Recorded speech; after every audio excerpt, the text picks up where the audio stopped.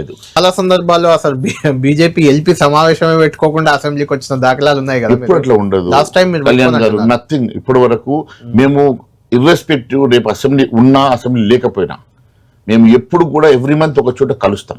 And this is what the Revanth Reddy దగ్గర ఉన్నటువంటి గొప్ప తెలివితేటలు ఏంటంటే ఎదుటి వాళ్ళను డిస్మాంటల్ చేయడము, ఇలాంటి గోబెల్స్ ప్రచారం చేయడంలో దిట్ట. ఆయన ముందు నుంచి నాకు, ఆయన 20 సంవత్సరాల నుంచి నాకు పరిచయము.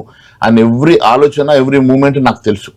అండ్ ఆయనకు ఎప్పుడు కూడా స్ట్రాంగ్ లీడర్షిప్ ఎస్టాబ్లిష్ అవుతూ ఉంటే ఆయన తట్టుకోలేడు ఆయన. అండ్ ఈ రోజు భారతీయ జనతా పార్టీ ఏ నిర్ణయం తీసుకున్నా, నేను ఈరోజు మీరు ఇందాక మాట్లాడారు, ఇప్పుడు బండి సంజయ్ గారు ఉన్నారు. బండి సంజయ్ గారు ఈరోజు ఈ రాష్ట్ర మంత్రిగా ఒక బీసీ సామాజిక వర్గం నుంచి కేంద్ర మంత్రిగా పనిచేస్తూ ఉన్నారు. ఈరోజు మా లక్ష్మణ్ జీ ఉన్నారు. లక్ష్మణ్ జీ ఈరోజు వారు పార్లమెంటరీ బోర్డు మెంబర్ గా ఉన్నారు, plus OBC all India president గా ఉన్నారు. సో ఇప్పుడు మా దగ్గర బ్యాలెన్స్ చేస్తారు. ఇప్పుడు ఇష్యూ ఎల్పీ గారు అంటే ఇప్పుడు ఎల్పీ గారు నన్ను పెట్టారు అక్కడ కేంద్ర మంత్రిగా, ఈరోజు బండి సంజయ్ గారిని పెట్టారు బోర్డు మెంబర్ గా లక్ష్మణ్ జీ గారు ఉన్నారు.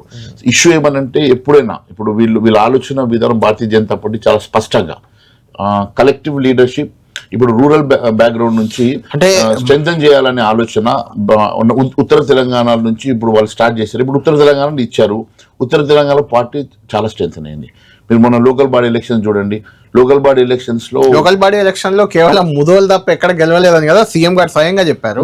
సీఎం చెప్తే అవుతుందా? సీఎం చెప్పగానే అవుతుందా? మీరు బీజేపీ వచ్చిందని చెప్పి అదే చెప్తా ఉన్నాను. ఇప్పుడు ముదోల్ నిర్మల్ జిల్లాలో పేర్లతో సహా టెలిఫోన్ నంబర్స్తో సహా నిర్మల్ జిల్లాలో 213 మంది ఎమ్మెల్యేలు సర్పంచులు అత్యధికంగా మొదటి స్థానంలో నిర్మల్ జిల్లాలో సర్పంచులు గెలిపించినారని చెప్పేసి యావత్ మీడియా ఈరోజు చెప్తా ఉన్నది. మేము ఆ నేమ్స్ తో పాటు టెలిఫోన్ నెంబర్స్ తో పాటు మేము రిలీజ్ చేసిన లిస్ట్ ఉంది. ఇష్యూ ఏమంటున్నానంటే సరే ఎవరో చెప్పడం వలన సర్పంచ్ ఎన్నికలపై మహేశ్వర్ రెడ్డి సంతృప్తిగా ఉన్నారా?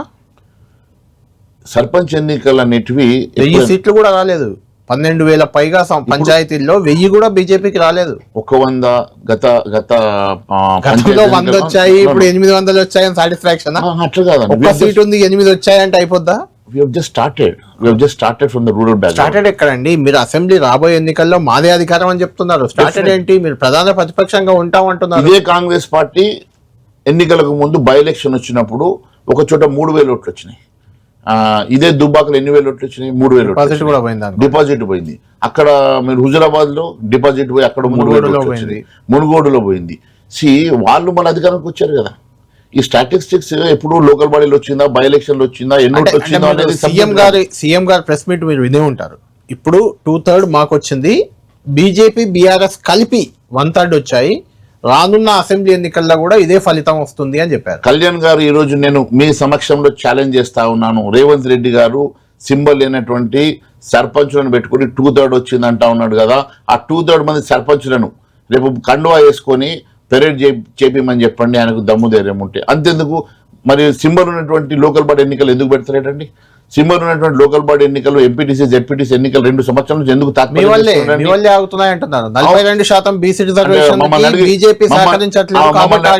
మమ్మల్ని అడిగేసి ఆయన దాంట్లో మేనిఫెస్టోలో పెట్టుకున్నాడండి. మరి 70 సంవత్సరాలు కాంగ్రెస్ ప్రభుత్వంలో ఉండి 70 సంవత్సరాల్లో ఎందుకండి మరి వాళ్ళు ఇంప్లిమెంట్ చేయలేదు?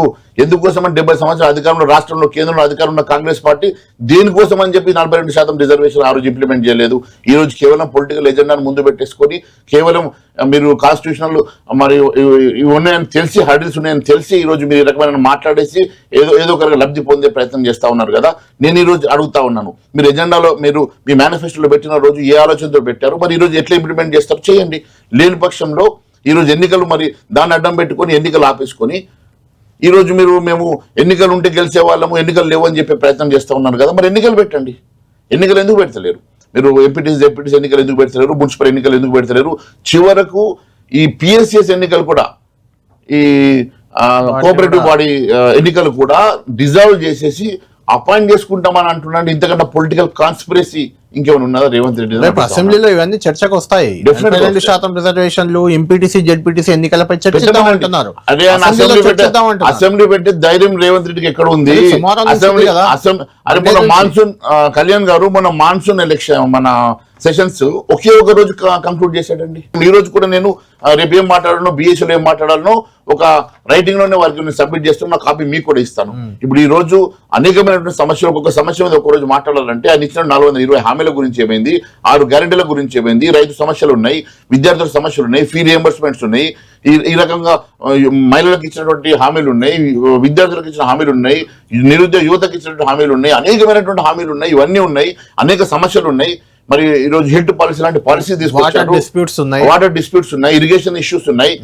ఇప్పుడు మొన్ననే హిల్ట్ పాలసీ అని ఒక పాలసీ తీసుకొచ్చేసి లక్షల కోట్ల రూపాయలు కుంభకోణం చేసే ప్రయత్నం జరుగుతా ఉంది. రోజులైనా రెడీ అంటున్నారు కదా సభకి, అంటాడు కదా పెట్టమనండి. నేను మీ ద్వారా ఈ రోజు వారిని రిక్వెస్ట్ చేస్తా ఉన్నాను, ఛాలెంజ్ చేస్తా ఉన్నాను. వారికి ఒక దమ్ము ధైర్యం ఉంటే 30 రోజులు వింటర్ సెషన్ పెట్టమనండి. అనేక సమస్యల మీద రోజు ఒక సమస్య మీద మాట్లాడదాం. మరి వారిని ఏ రకంగా ఎండగట్టాలో చెప్తాను నేను. మరి అనేకమైన వాటికి సమాధానం చెప్పమనండి.